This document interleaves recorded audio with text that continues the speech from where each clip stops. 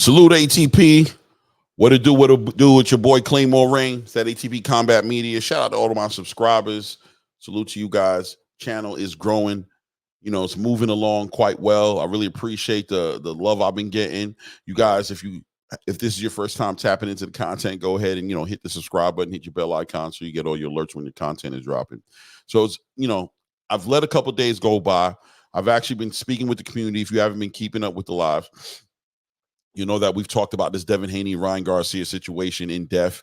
I've given Ryan Garcia his flowers. Congratulations again. It's all fair. You know what I mean? It's all love because at the end of the day, two great fighters got in the ring, put in the work, entertained us, the fans, gave us a great fight. It was Ryan Garcia's night. I mean, he dominated. He was just faster, bigger, stronger. He checked all the boxes to get this win on Saturday night, and Devin Haney, showed some holes in his arsenal, right? He showed some things that he needs to work on. Now, obviously, you're going to always hear about the weight issue as far as Ryan coming in the catch weight and Devin Haney, looking like he struggled to do his weight cut this time around to make it to that 140. Looks like he lost a lot of his pop, a lot of his strength, maybe even his chin and his body, fortitude, integrity, ability to absorb punishment. Things that, in my opinion, he could definitely work on. And that's always, that's a bad thing and a good thing. Bad because he had to, suffer a loss in a way that he did that night, but also good because, these are things that I think he can work on. Devin Haney, is he going to become a puncher? More than likely not. I think you hear all the expert veterans in the game who understand boxing who says punchers are born, they're not created. So I don't expect Devin Haney to be created into a puncher, but I think he might consider moving up in weight, finding a weight class that he can make weight at, that he doesn't have to do such extreme weight cuts. That's definitely an option that he could do. But if not that, then maybe altering some of the things he's doing during the camp. He put on some muscle this camp. That makes it a little bit more difficult to cut that weight at the end of the camp to get into the ring. Also, it looks like he had some issues, just some fundamental issues, right? He was keeping his right hand low, a little too low when he was throwing that left jab out there. And that's a perfect storm for somebody like Ryan Garcia, who comes in with one of his main weapons being the left hook. So he need to close that up as well. I think he got a little overzealous as far as trying to get his lick back. In the first round, Ryan Garcia kind of set the tone of the fight by catching him with a left hook very early. That really put Haney, you can see that Haney got put out on his feet for like half a second, like to 1 to 2 to 3 seconds. He was put out there, and it looks like that might have woke Devin Haney up, a different Devin Haney up, might have woke up a different Devin Haney. Let me be more accurate what I'm trying to say that Devin Haney might have left his game plan of how he planned on fighting as far as boxing more and being disciplined, and he probably got a little bit more hyper focused on trying to get his quote unquote lick back, right? In which, when you're fighting a puncher like Ryan Garcia, the worst thing you can do is follow a puncher. You don't chase a puncher down because you're giving yourself an opportunity to walk into something nasty. And, Devin Haney was constantly getting touched by a left hand. Ryan Garcia's left hand just almost couldn't miss that night. Although there was only 3 knockdowns that were actually registered, I think it's arguable to say there was at least another 2 knockdowns that you could argue were knockdowns, but there were also, Devin Haney just out on his legs. Ryan Garcia as well, in my opinion, probably his conditioning wasn't all the way where it should be. A lot of people think that Ryan Garcia was trolling a lot during this camp, as far as his drinking, as far as his hanging out, as far as the things that we thought were distracting him going into the fight. Although hindsight says it didn't distract him that bad. He was able to focus and put his crosshairs on what he wanted to accomplish, which was put Haney on his pockets and ultimately try to stop him. There were points in the fight that I thought Ryan was getting ready to stop Devin Haney. So what he did in the ring was just showing the world that, this is who he really is. Like, he's not a YouTuber like everybody wants to make him. He's not in the same category, let's say Jake Paul or things of that nature. The reality is that this kid has 215 plus amateur fights, about 15 national championships that he's won, that he's a well-decorated boxer. And, prior to him, exposing to the world that he had mental health issues, and this is going all the way back, around like that Luke Campbell time when he fought around, what was like 2018, 19, I don't know, somewhere around that realm when no, it wasn't that far back. It was like 2000, it might have been 19 and 20. I gotta, going off my memory. But when he exposed that he was dealing with some mental health issues, and he made his comeback, and he fought 3 fights, and then ultimately ended up fighting Tank Davis, where he got stopped. A lot of people thought that, maybe he missed his opportunity. Maybe the prime Ryan Garcia had missed the boat, missed the train, in so many words. But he showed Saturday night that that couldn't be further from the truth. That he's still one of the most biggest threats anywhere in between 140 to 150 pounds. And that he's a force to be reckoned with. And he showed out on one of the pound for pound best fighters in the game today. Now, what's the future hold for Devin Haney? Well, I think one of the obvious options is definitely for him to fight his mandatory against Sandor Martin. So we'll see how that comes along. As a champion, being that he's keeping his belt still because the fight wasn't a championship fight. Seems like Mauricio Sulaiman has decided to allow him to keep his belt. It is awkward a little bit. There were fights back in the day where in the same situation, the belt would have just been vacated, but Mauricio Sulaiman decided to let him hold his belt. And I hold no issues with that. I think it's a little awkward, but also it might put Devin Haney in a little bit of a compromising situation as far as his ability to take tune-up fights and get himself back together. He doesn't have as many tune-up fight options right now. He has to fight his mandatories, and the mandatory is going to be probably the next best one in the division for him to fight. So it's not a tune-up. We can't consider Sandor Martin a tune-up at all. You saw a lot of people thought he beat Teofimo Lopez, and obviously we all saw what he did with Mikey Garcia. He's a truth. He's a great boxer, but it's a different pace. At least he's not a puncher like say Ryan Garcia. So it gives Devin Haney an opportunity to kind of be at least in a space to where he has already proven that he can excel in. But at the end of the day, there's a lot of holes in fundamentals that he needs to get back to.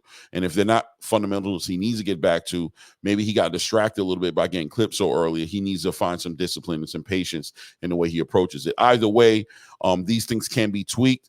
I wouldn't have a problem with them having a rematch. It does seem like the Ryan Garcia camp doesn't want to have a rematch. They don't seem interested in it.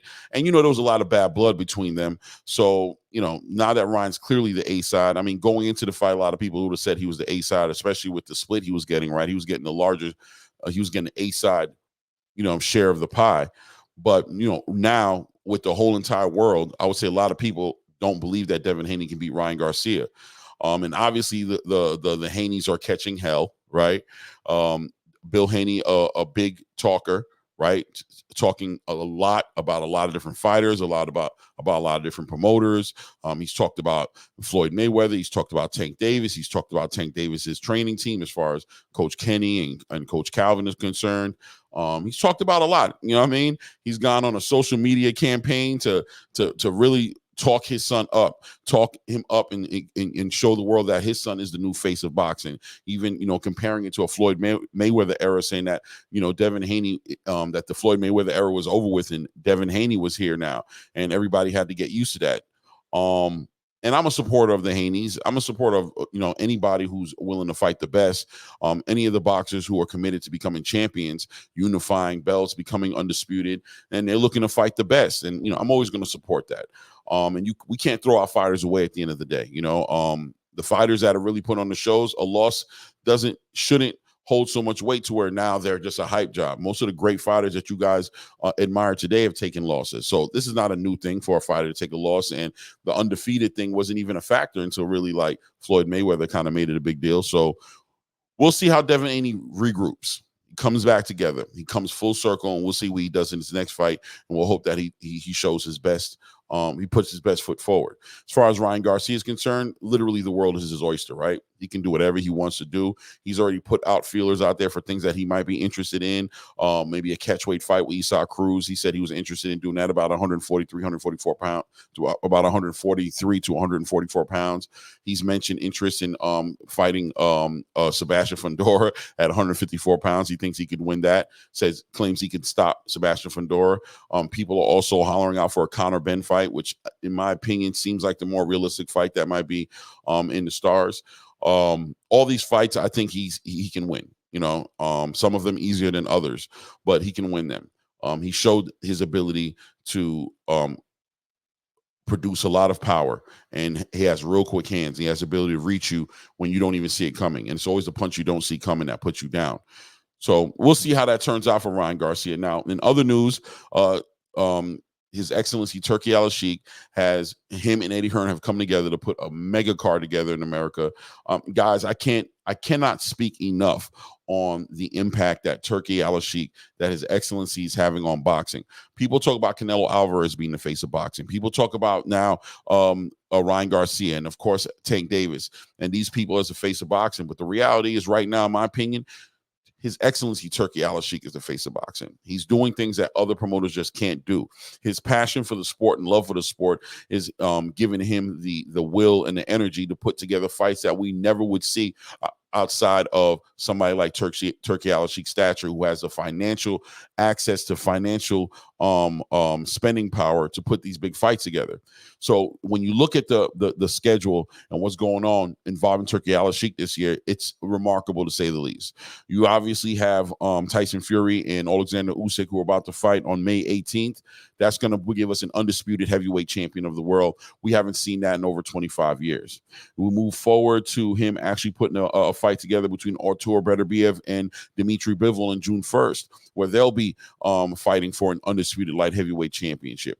Just remarkable. And also on that same card, the 5-on-5, right? If you guys aren't aware of it, you've got the 5-on-5, Deontay Wilder versus Zhilei Zhang. You got Daniel Dubois against who's Daniel Dubois fighting again? Filip Ergovich, I believe. You've got Raymond Ford. You guys know who Raymond is. He comes in with his WBA title, and he's fighting against what's his name again? Oh goodness, I cannot remember him, but a young bull from England who just fought against Ray Vargas. Ray Vargas. What is his name again? Something Bowl. Chris Bowl, I want to say. Don't quote me right now. I'm going off the top of my head. You got them fighting on that card, and then you got another light heavyweight fight on that card, another middleweight fight on that card. You got a lot of fights going on right now involving Turki, and of course, his announcement today with Terrence Crawford and Ismail Madrimov headlining one of the biggest cards that America has seen at the end of August, right? On August 3rd. Well, at the beginning of August. Sorry, I said the end of August. At the beginning of August. So he's doing epic things to change the game. And honestly, when you look at the roster of fights that we have coming up in general, just even outside of Turki Al-Sheikh, boxing is definitely taking a whole new step in a new era. Right. And you can say Turki has a lot to do with it. You got Inoue against Neri. You got Lomachenko against Kambosos May 11th. You got Canelo Alvarez versus Jaime Munguia. You got, you even got smaller fights that are going to be telling for a lot of up and coming prospect fighters like Xander Zayas has a fight coming up. Subriel Matias. Obviously, you have the Gervonta Tank Davis and the Frank Martin fight coming up as well that PBC's putting on with Amazon. A lot of fights coming in this year, and that's the way it's supposed to be. And I'm loving the fact that Turki Al-Sheikh is bringing this no promotional lines. As far as promotional companies working together, he's the head of that campaign. And as boxing fans, we are winning big time by by seeing and by Turki Al-Sheikh allowing big promotional companies to come together, cross-promote, and put some of the biggest fights on that can be made. That's what we need, and that's what you should want as a boxing fan. And it looks like Turki's on the same page as us, facilitating this Terrence Crawford card. You got Virgil Ortiz getting ready to fight Tim Tszyu. You got Jarrell Big Baby Miller getting ready to fight Andy Ruiz. You've got two PBC fighters in Isaac Cruz and Rayo Valenzuela about to fight. If you guys don't know who Rayo is, he's the guy who had potentially the knockout of the year last year by knocking out Chris Colbert. And obviously, you guys seen what Isaac Cruz was able to do with Rolly Romero in this past PBC event that they put together recently.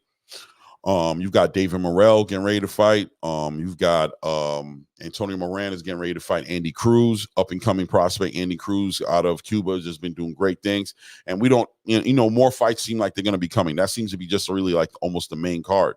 So Turkey's doing great things, changing the game. A lot of people didn't really give him an opportunity to come in with a genuine intention on bringing boxing back to a certain space where it was at. Unfortunately, in the boxing space, especially in my community, you got a lot of crab in the barrel mentality content creators who can't really celebrate as much as they want to tear down and only focus their energy on one fighter. Here at ATP, it's just couldn't be further from where we stand. No one boxer, no one fighter is bigger than the sport. And it's important to understand that. You know what I mean? You could be a fan of whoever you want to be a fan for, but at the end of the day, I would hope that all people who are a fan of boxing would all be interested in things that are inconducive with expanding boxing, making boxing bigger, making boxing greater, separating boxing by promotional companies and having fighters that can never fight each other because of promotional company politics might be the worst thing that boxing's ever seen. So I'm definitely more so overwhelmed with excitement to see what Turki Al-Sheikh is bringing to the game, and definitely supporting anything that he can do, especially when it comes to putting fights in the States, but even in Saudi Arabia, because the best fights that I would want to see in the world, I couldn't care if they happen in your backyard or in your living room, or obviously in the biggest stadium on the planet. So looking forward to seeing all that come together, and let's see what that turns into. But Turki Al-Sheikh making a huge impact on the game. You guys let me know in the comments, what do you see with Turki Al-Sheikh? Are we happy to see Turki Al-Sheikh come in the game, coming to America specifically to help put these big fight cards together? How do you feel? What say you to the community? And once again, congratulations to Ryan Garcia. Devin Haney put out a posting on his Instagram, I believe yesterday, basically stating that he'd be interested in having the rematch, right? He feels like, he feels the weight difference could have made a difference in the results of the fight for him. And he'd like an opportunity to do the rematch without the weight restrictions. They could be at a catch weight, but just want to be on an even playing field so that they're both showing up, at their best, for them to get the big question answered, which is who is the best. But you guys, let me know what you think in the comments. Remember, like, comment, subscribe to the channel, hit your bell icon so you get all your alerts when the content is dropping. It's that ATP Combat Media Show. And at this point, we out.